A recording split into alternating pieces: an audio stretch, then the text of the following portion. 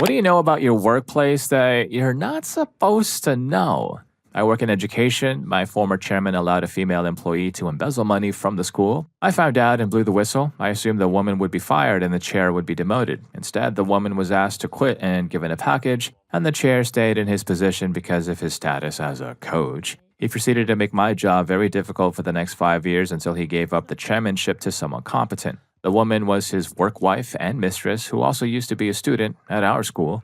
Yeesh. This whole work wife slash work husband thing to me is very strange. Story 2. My former boss, who was married, had intimacy in his office with multiple employees, crappy leadership skills. He came from a naval background and didn't have a clue what he was talking about unless it was Navy stuff. Office supervisor had F-buddies in the office. He would let them get away with anything in exchange for intimate favors. He would always talk about how much he got paid compared to everyone else, never wanted to help anyone or give a crap. The entire department is a complete crap show. The good bunch of people who made the place decent either left or constantly got screwed over. Hard workers never got a thank you.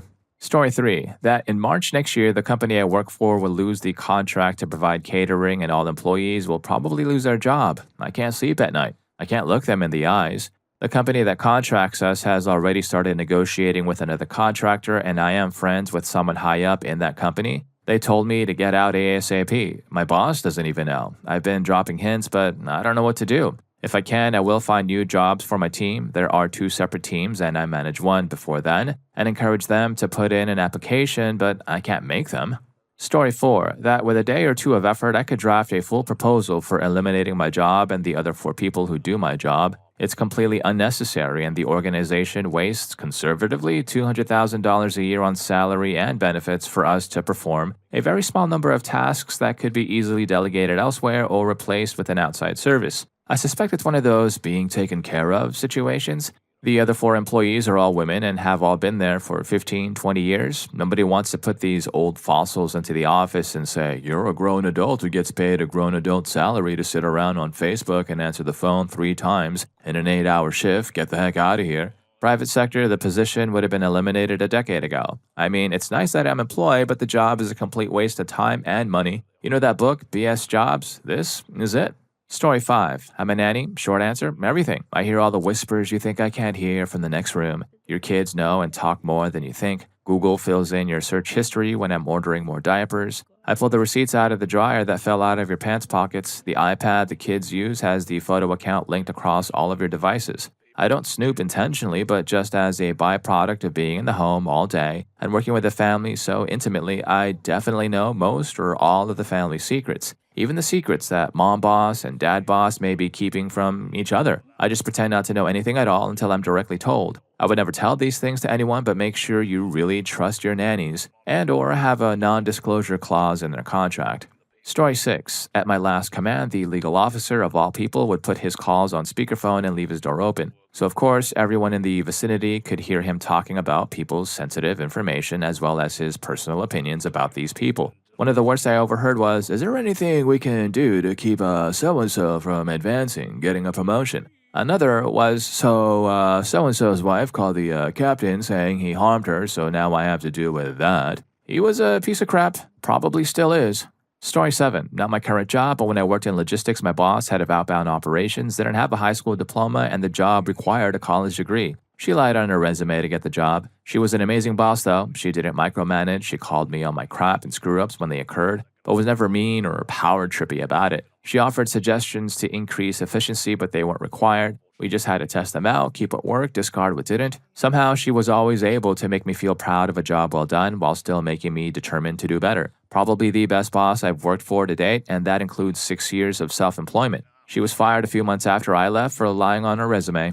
Story 8. I work in a large federal government building, one of the ones you would see on the news frequently because a lot of stuff happens here and reporters are on location often. There are a series of network closets in the building. They're placed in the same locations on multiple floors, so the cabling layout is standardized. They range in size from a decent-sized bathroom to a studio apartment, and you'd never notice them in the hallway because the doors are unassuming. One of these closets is completely unlabeled. The plaque with the room number has been removed, and it's just a blank door in the hallway. I noticed it was where one of our closets should be, but it's missing from all the maps and the directory. It's the largest closet by far. Someone has furnished it with leather couches and a TV and a fridge. I have no idea who converted it into their own private lounge, but there are 10,000 people in this building and only 30 or so people can open that door. Story 9. At my last job, I was a confidant of my ASM, SM, GM, and most of the crewmen I supervised. I'm not stupid enough to think I knew everything, and I'm well aware that I was brazenly lied to a lot, but I knew so many things. I turned it into a game most times where I would pretend not to know a thing so that different people at different levels would swear to me secrecy and then tell me the thing from their angle. Invariably, the same one thing was completely different from each person. I never broke confidence, which is precisely why people told me stuff. One of the proudest moments of my life, not exaggerating, was when the ASM and I were welcoming a new hire, and the ASM cautioned her to never tell anyone here something you don't want the whole shop to know. Except for listener and me. You can talk to him, he doesn't talk about other people's stuff. I was the guy people trusted, and that's exactly who I wanted to be. I got to really know and enjoy some of our people, and I also got to see all kinds of things about the company that should never have been revealed to me. The most interesting thing was when a person didn't know that I was in the know about a thing and attempted to confide a lie in me. This happened all the time, and I really got to see people's true colors. You can tell a lot about a person and their motives and what they think of you by what they choose to lie about, especially if you never make them aware that you know they're lying. If they think they fooled you or that they own you, they'll keep on showing you everything. Knowing things I'm not supposed to know is what I do. I don't get off on sharing it like others do. Instead, I get off on being the only one that people trust. Story 10. I seem to have been designated the work confidant, so I know pretty much everything going on around here. One guy is back sleeping with his ex-girlfriend after he originally left her for chasing him through the house with a screwdriver. Once he left, he went back to his ex before that, who used to beat him with a house brick. Then he lived with both of them, 5 kids among them, but now it seems he's back exclusively with Screwdriver Lady. There's one clerk here sleeping with one of the directors early on when nobody is here. Both married, both very confident in their ability to cover their tracks, as if. Our place is full of functioning alcoholics, and I know exactly when, where, and how much they drink before they begin their shift at 6 a.m. Some of the quantities could floor a rhino. Plenty more. My workplace is fun. Story 11. That the entire healthcare system has been hijacked by quality metrics that have everything to do with rationing care delivery and care resources and almost nothing to do with actual quality of care. These are the carrot and stick for all corporate entities and all other management employees that are not providers. The providers are still incentivized by volume of practice, and the entire reason we have a shortage of physicians and ancillary staff isn't because we don't have enough of them, but that they are systematically undersupported from working any more than half of what they are reasonably capable of doing. Your local hospital, care system, or a clinically integrated network will get paid more for the less care they deliver, and not the other way around. It's the opposite of capitalism. They still need to maintain their volume of business, but for established care system, they are in every way incentivized to focus on cost savings rather than capital expenditure on efficiency and growth. Sure, it also reduces the need for expenditure marketing and competition-related efforts, but the shortage of providers is an illusion created by intentional efforts to suppress and restrict care delivery. Story 12. I work for a major car rental company that is now more than $15 billion in debt. Nobody will loan them money to replace its aging fleet, and there is no hope of making that money ever back again. The state of Florida is currently suing them over toll charge practice. I have found this information by reading stock market analysis. I know for a fact they are not cluing any of the local managers about it. The C-level churn rate for this company is amazing. I believe if we got O.J. Simpson to do some commercials for us again, it would boost our revenue. Story 13. Old job 20 plus years ago. I was doing IT and literally inside the walls there was an access space between 2 units and found that I could get inside the CEO's office, like if he were to punch the wall in the right spot, I'd go, ugh. I could hear everything. I heard lots of juicy bits about the divorce proceedings, plans for department restructuring, etc. One time I heard about the plans to torpedo me, essentially get rid of most of my department, keeping me on just long enough to manage an outsourcing cutover, then let me go. I let it play out the rest of the week. Things pretty much went according to the plan I overheard, and not so much of a mention to me that I'd be laid off afterward. I had 2 weeks of vacation accrued at that time, so on Friday afternoon I let my immediate supervisor know I was going on vacation. It wasn't so much a request as just an announcement. I enjoyed the hell out of that 2 weeks. When I got back, management was furious. After all the yelling about how unprofessional it was, etc., I said, okay, just let that serve as my 2 weeks notice, and I walked. Story 14. 29 years at different computer companies. I've seen it all. Throwaway account. I was given an old PC that had not been cleaned. It contained a salary spreadsheet, reprimand letters, and legal documents responding to former employees who were suing the company. Two married engineers were having an affair. Her husband tried to end them both and ended it all. Bosses moved major expenses from Q2 to Q1 so they did not have to pay profitability bonuses to employees. An engineer downloaded, decompiled, and added part of a commercial product to our product source code. We deleted it, and he was fired. One of the support managers hides on the roof to avoid his employees and boss. HR knows who is looking for a new job. I think they scan the job boards for resumes and watch people's LinkedIn accounts. I have received warnings from them before. At a very large company, one of the buildings had a hookup hallway in the basement. Employees on the night shift, hardware manufacturing, would fool around down there. A VP's wife left us short several $1 million due to an accounting quote-unquote mistake. She was not fired. A sales executive stole $1 million USD, was fired but not charged. They got some of the money back, but he had gambled a lot of it away.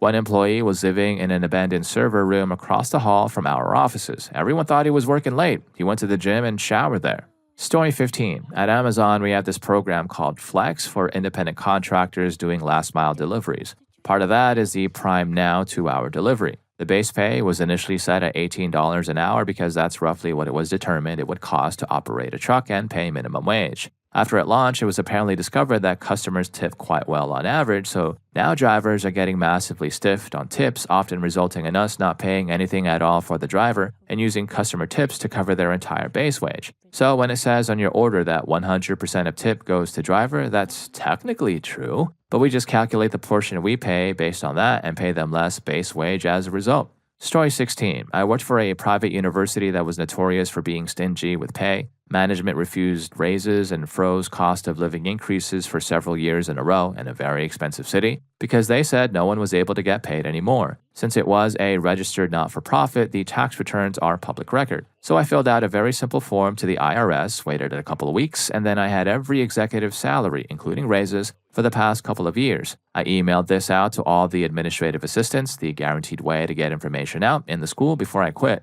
Story 17. I was an assistant manager at a store. The alarm systems at my store were not up to par and kept getting false readings. Several of the entry points didn't function properly, which led to me getting calls all hours of the night almost every night for a couple of years. It turns out someone had to approve the cost, which was well in the thousands, and the location was not doing well on its bottom line because of some essential repairs. The store manager threatened the management team, told us we'd be fired if we signed off on getting the work done. I stepped down to finish up my last semester of my degree, and I was picked up as a district-level manager quickly. Before I left, I checked to see if I was still in the approval chain, and I was, so I ordered the fixes. About $16,000. Felt amazing. Story 18. My first 2 years working at my job, small company, 25 people, there supposedly wasn't enough money for raises. I later found out that all of the managers got raises, even though they explicitly told us that no one got raises. After the second year of no raises, I did get a small bonus, but they fed me some BS about, "You're the only one who got a bonus, so don't tell anyone." There were at least 5 other people who deserved bonuses over me that year, so I asked around and eventually found out from the lady who managed payroll, who I was good friends with at the time, that everyone actually got the bonuses. It was at this time that she told me about the raises the managers received as well. Story 19. Throwaway because I could get in deep crap for this. I've been with this guy since he started an online company. He had $16,000 in his bank account. I was the first employee, and I started with very little in salary. A salary that he had trouble paying in the beginning, and I understood that things are difficult as a startup, so I never complained if the salary was not there. 10 years later, my salary is about $250,000. I knew he was making bank but didn't know how much. I thought I was doing fine. Eventually, he stopped coming to work and I was asked to handle things. Then I found out. The company did $300 million in profit last year. 5 years ago, it had crossed $100 million. The cost for staff salaries per year is less than $1 million.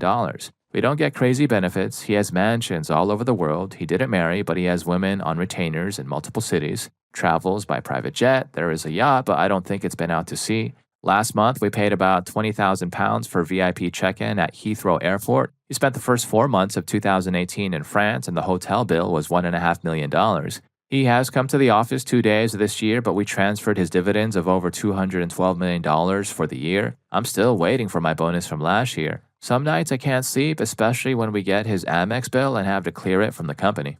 Story 20. I work in education and am newly graduated. The position I was offered never existed, and the unforeseen changes never occurred. The school I applied for has grade levels from pre K to 12th. A week before I graduate, they tell me that I won't be in the high school, I'll be in the middle school. Not great, since I have looked at literally no other schools due to being assured of my position over a year prior, even going so far as to sign the contracts. But no worries, it's a great opportunity, and my degree and experience covers both levels. Upon arrival, I'm thrown in with 5th graders, going from 12th grade AP government and politics to telling kids to get a new pair of pants from the nurse is one thing, but finding out that these guys knew about the position change for months prior to telling me is underhanded at best. They wanted to wait as long as possible before telling me so that I wouldn't have time to look anywhere else, ensuring they had a body in a room. Found out from another teacher that he knew I'd be working in 5th grade months before I was told, which leads me to believe that the administration knew for ages. My last day is today. Story 21. No one will probably see this, but when I learned about this, I was quite shocked. So I recently got a job at a Japanese restaurant, and nearly everyone that works there is Chinese. I didn't think this was too weird, but upon talking to everyone there, they all told me they were from different parts of China. I couldn't help but wonder how they were all brought together to be working at the same place all the way here in the States, so I started digging around. Apparently, the restaurant is possibly owned by the Chinese mafia as a legal business, and they recruit Chinese people all throughout the country by promising them papers and a place to stay in the USA with the chance of becoming a citizen. These things are, however, false, and in reality, the people who agree are flown out here to essentially become slaves, working 15 hours a day, 7 days a week, because they are now indebted to the owners with no family or friends or money to get them out. They are paid by the lie that they are in debt to the owners and given a small apartment to stay in, where I've heard up to 10 of them are living in with only 2 bedrooms. Eventually, the lie will come out that the owners have no actual way of giving them any papers or helping them become citizens. The place has been open less than a year. I have no idea what is going to happen moving forward.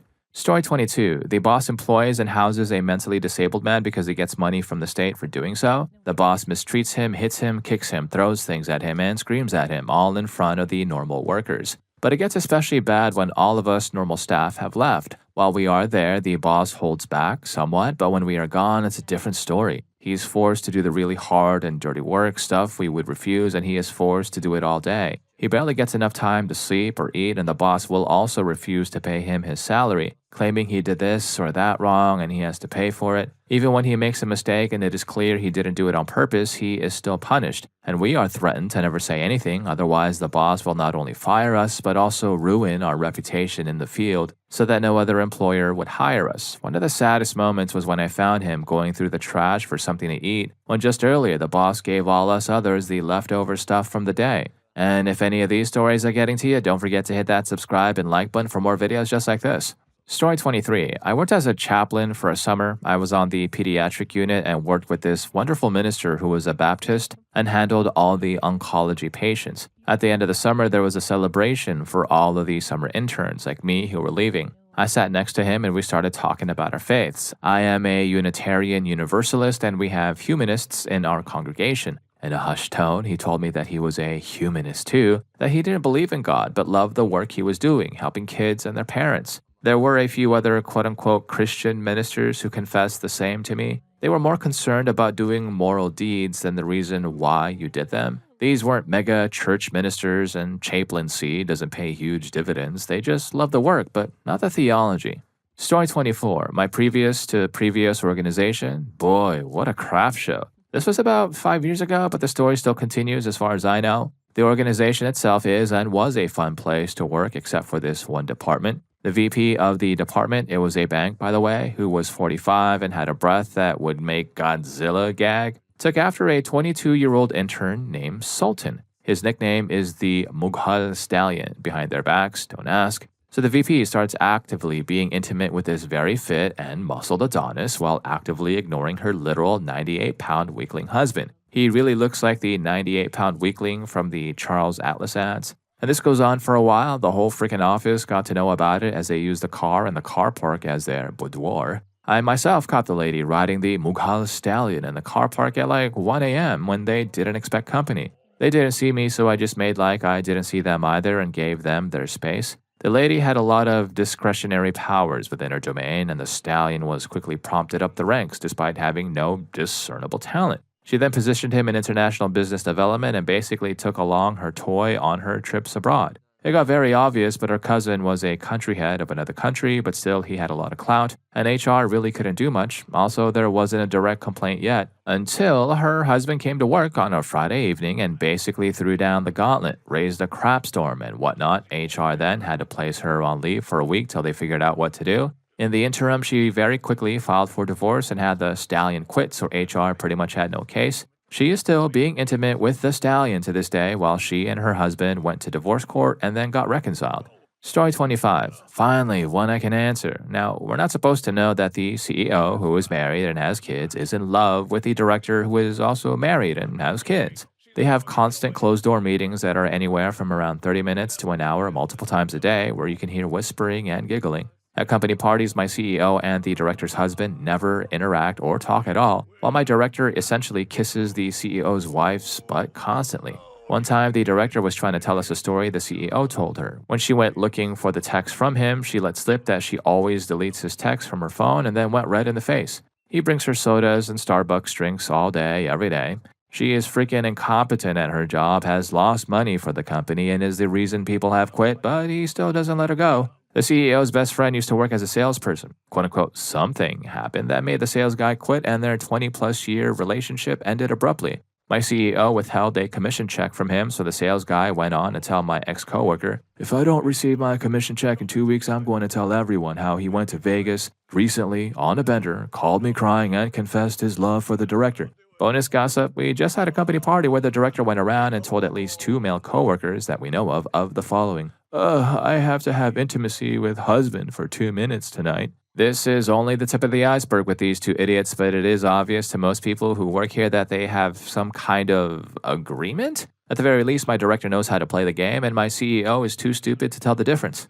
Story 26. From Germany here, I'm an IT admin for a paint producer with about 600 people. A year ago, we had a nice colleague who became a sick, creepy chief of IT, CIO. But I'll tell it from the beginning. We were 6 colleagues in the infrastructure team and a handful of programmers in our dev team. The former CIO got fired for some reasons I don't know, so the soon-to-be a sick creep, I call him A, was asked if he wants to be the CIO ad interim. Until this time, he was just a normal colleague and most of us liked him. Then he became our CIO. Fancy office, new equipment. He drowned in his new fancy stuff and felt important from one day to the other. But hey, I mean, you had to deal with a lot of crap, so I wasn't jealous at all. And at this point, I should say that we got a new firewall which can track everything. It's called a next-gen firewall, and we used it like a man in the middle. It can see everything. A, aka the CIO, said, I want to know how much we can see with this new firewall. Do a test in our IT department for a few days, and after the test, we will inform the Works Council and change the reports to unpersonalized data.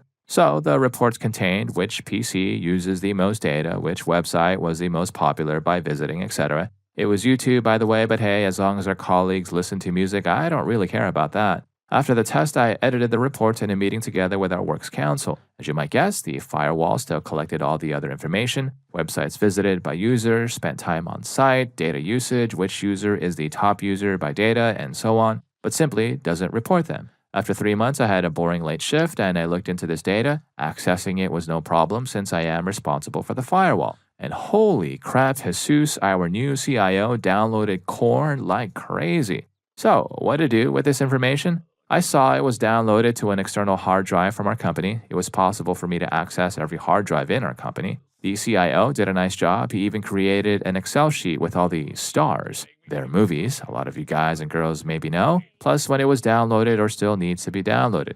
I was puzzled and didn't know how to tell anyone about this. I let him do his crap. I thought as long as he does a good job, I'll just limit his bandwidth to 1 megabyte per second instead of 250. I always told him different excuses when he asked why his network was so slow. After half a year, I told it to my colleagues, and from this point, things just got worse, as if someone pushed a button. He started a search for a disturbing type of corn, but couldn't find it, of course. I already blocked nearly the entire web for him with the firewall and limited his access to only work-related topics, but somehow he still managed to get around these limits. Each website must be categorized, aka news, corn, real estate, etc., so that it can be blocked by the firewall. However, there are almost countless sites that are not categorized. These must then be blocked by hand, but I still have to do work instead of just being the master of corn blocking.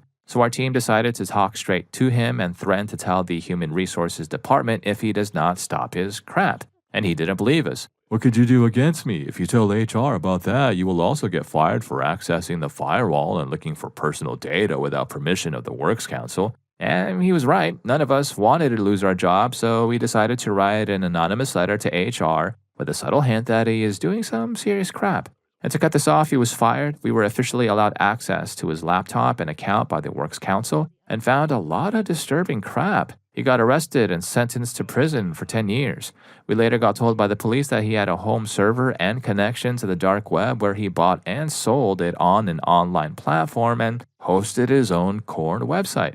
Story 27. Maybe not a specific thing, but rather what the head of the company said to me behind closed doors. Brief preamble, we were unionized. I used to work as a laborer. I got in trouble for exercising my right to refuse dangerous work. The boss hauls me into the office, says that if I don't do the job, he'd give me a 3-day suspension. I tell him that's not only unethical, but against the rules, and he said, I've been working around rules for decades. If I want something done, it's gonna get done. Complain to the union all you want, but they won't do anything. Kicker, I recently found out that the boss is old friends with the president of the union and plays broomball with him every other weekend.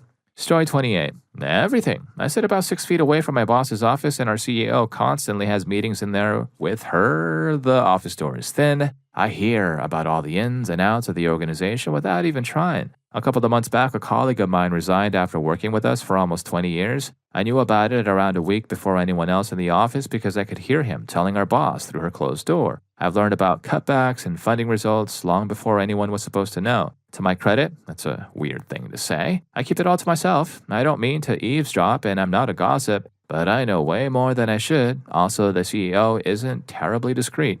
Story 29. I own a construction company. What could there be about a workplace that the owner is not supposed to know? Well, recently I fired the warehouse manager and 2 guys below him for stealing product, all with police investigation and certified proof included. I couldn't nail the guy above him, the manager for all warehouses. I was ready to fire him anyway because I couldn't believe he wasn't in the know. Before I got to do it, I noticed he often left his PC on when leaving for the day. I stayed in my office, quote-unquote, working late. I got to his PC, no password, browser's open, web, WhatsApp is logged in. So I called home. I'm going to be late. I scoured his entire WhatsApp, especially conversations he had with the stealing employees. Found no evidence of him knowing or being on the take. I noticed he's fighting with the wife. At this point, I had an ethics talk with myself. The work stuff I considered okay because the company provides that number for work-related use. The personal stuff technically belongs to the company too if he's doing it over that number, but maybe okay, maybe not okay? I'm pondering on what to do when a newly arrived message says something interesting. Obviously, I don't read it. I have to wait for him to do it first. He did so right away, on his phone obviously, so I jumped to that conversation. Turns out he's gay, and his wife and 2 kids don't know. Oh boy, I'm way past the line now, I gotta know more. Over the next couple of weeks, I found out he actually does seem to be clean, that he was having an affair with the same manager I fired for stealing, and he dropped it when I fired him, although it seems the guy may have just been intimate with him because he was his superior. Last week, he told his wife. He also asked for vacation days on Friday and Saturday, which I gave him, along with the, is everything okay? That is mandatory. He didn't open up. Now I'm hooked on the soap opera, and I cannot stop reading. Also, he complains about his pay to friends. I looked up the books, noticed he could be considered a little bit underpaid, so he's in for a raise. Story 30. This happened about 10 years ago when I worked for a retail store. My boss would go out every morning around 6 a.m. to about 7 a.m. No one knew where he was going, which baffled us that worked in the stockroom, about 3 to 4 people, including some of the guys who work on the sales floor. And one day, one of my colleagues went to go and get breakfast and saw our boss get inside a beige Mercedes and pretty much sat there the whole time. Some of us got curious, so we decided to locate the car, and sure enough, he was in it with another man on the driver's seat. Our boss is married to another man who apparently is the store manager next door to us. After this incident, it's as if we opened Pandora's box. We also noticed he would disappear when the store isn't busy. Another colleague wanted to go to the restroom and noticed that the door was locked on the men's, so some of us waited and found out that he was inside, our boss, with a man who appeared to be the same guy days before, the Mercedes guy. And this went on and on for weeks, months, no one said anything. The person who found out about him hiding in the Mercedes ended up having a huge argument with him over something really trivial and basically got bullied pretty badly over the next few weeks that ended with him reporting everything we knew to our district manager, who was also a gay man. We're pretty sure nothing came of it because there were no punishments and the whole charade kept happening almost every day. I left eventually, and from what I gathered, he got promoted into a bigger store in Soho here in New York City. Story 31. Too much. I know when the boss is dating, the holidays he takes, how much he pays himself, how him and his brothers are ruining the company, the deals with big companies that fell through due to the boss being 2 hours late for the meeting, one with the BBC, how they are losing money, and how I need to get a job soon. LOL. On top of that, I know all the access codes, how to program access cards and change the master code, how to change the save codes, how to remove vital information from their backend servers, etc. I know a lot. I could single-handedly ruin the company even more. I know they don't follow health and safety regulations and the laws they break. Man, I have a lot of power, but, with power comes responsibility. I'm also smart. I would never do anything. I'm not evil either. Story 32. I used to work in government and quit a few months ago because I could no longer take it. I have hours of recordings of this, but I have several people accusing our CFO of shady behavior, millions of dollars lost or spent on software we don't need or ever use, and people on payroll that don't do any work, etc. I tried to blow the whistle, but the CFO has his hands deep in HR. The board of directors covers their ears when I try to talk to them and refers me to the CFO. I tried to blow the whistle with the media, but I couldn't find a lawyer to protect me because they didn't want to have anything to do with the government. They blocked me from everyone and people were afraid to talk to me, so I was on payroll for several months while trying to work but being blocked left and right. It's disgusting. Story 33. I left school in 2015 and tried returning at the start of this year, but it was really difficult. As a result, I spent a lot of time with the school completion woman who's there for emotional support as well as other general jobs. She's a funny, sassy lady in her 60s, and as a result of spending so much time following her around, I left school again and now regularly go and have tea with her. I know too much about the school, one of which being just how many times the principal has messed up or how she hated the student-organized Pride Week. I also know that in the hall, the reason why the Chinese flag is missing amongst all the other international flags is because my English teacher thought it promoted communism.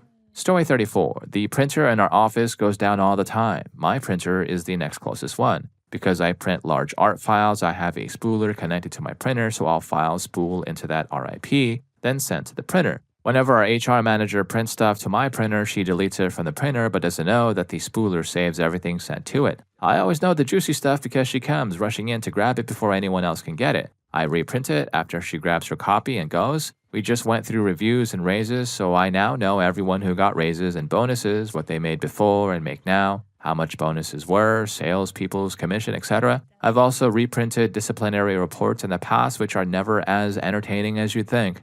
Story 35. The owner of the small business that I worked at was a sociopath with huge substance issues that made him impossible to deal with. One day, he freaking lost his mind on me, jumping up and down, telling me what a freaking idiot I was, all over a UPS drop-off on the other side of the wall where I was working. Now, to the psycho, it was blocking a walkway. I stood up for myself, told him that I was doing my job, shipping crap out, and had no idea as to what UPS was doing. He literally had foam at the corners of his mouth, but he walked away. 20 minutes later, he paged me to his office. I figured I was being sacked and didn't really mind. He had me take a seat, then proceeded to give me an impromptu performance evaluation, then gave me a hefty raise, never mentioning his meltdown. How can you deal with people like that? I don't want to bring politics up, but my little experience in hell seems to be what every person in the White House has to deal with now, writ large. Story 36. I used to work at a transportation company here in Connecticut that would write bogus paychecks because they never had enough money in their account. They knew they would bounce but did it anyway. The money would go into our accounts, but when the check came back, we would be on the hook for the money.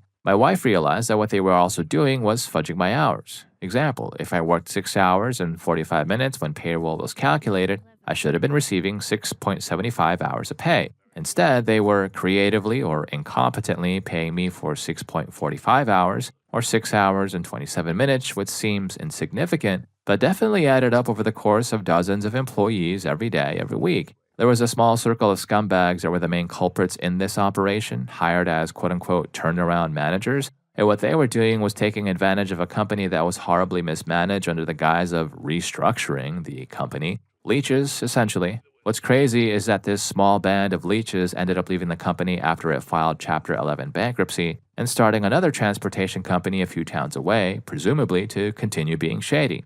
In Connecticut, people who want to start transportation entities must have a hearing with the state DOT and apply for a livery permit. Other companies and individuals can attend these public hearings to support or oppose the applications. I wanted to oppose the application, of course, so in that effort, I contacted the owner of the company and let him know that this person was attempting to start his own company and wanted to see if he had any additional dirt on these people he had hired. I also wanted to know the status of the $1,624.48 that was owed to me in bounced paychecks. Well, he didn't have any quote unquote dirt on these people, but what he did have was the understanding that I was already paid back my overdue money several months prior. He emailed me a copy of a check written out to cash in the amount of $1,624.48 with my name in the memo and endorsed by the heads compact. The schmuck not only screwed me and all of the employees every single week for months on end, but when the owner finally decided to make good on all of our overdue bounced checks, he took all the checks and kept the money.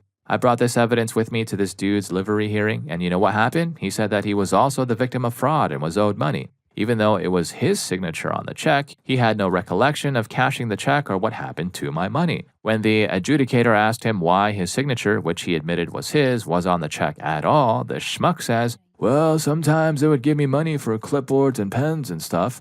I said, "That's a lot of clipboards and pens." Well, they threw out all of my evidence, striking everything I had told and given them from the record, and gave this motley crew of pigs a permit anyway. And the witch who was fudging my paychecks, he hired her at his new company to be the HR/payroll manager, because she's so good with numbers.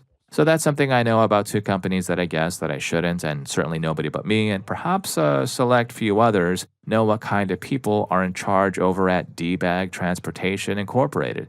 And if any of these stories got to you, here's more for you. YouTube thinks you're going to love this. I'll catch you in that video.